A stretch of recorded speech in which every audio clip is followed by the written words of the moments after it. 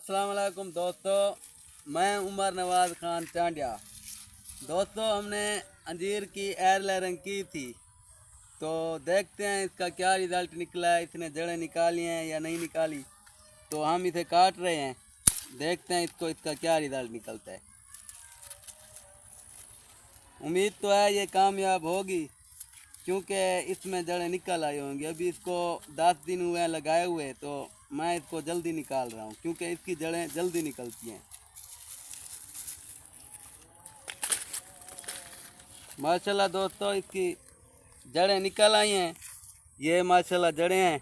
इंशाल्लाह ये पौधा बन जाएगा। ये अब पौधा सूखेगा नहीं। मैं इंशाल्लाह आपको इसका रिज़ल्ट दिखाऊंगा। ये देखें माशाल्लाह, ये इसकी जड़ें बनी हुई हैं। माशाल्लाह ये समझो कामयाब हुआ है। एयर लेयरिंग अच्छी तरह हो गई है। अगर मैं इसको 15 दिन और खड़ाता, 10-15 दिन, तो ये सारी जड़ें निकाल आता।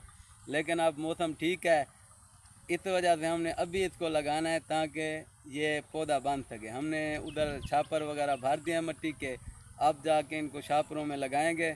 उसके बाद इंशाल्लाह 10-15 दिन बाद मैं आपको दिखाऊंगा कि ये पौधे बने हैं कि नहीं बने। अल्लाह हाफिज़।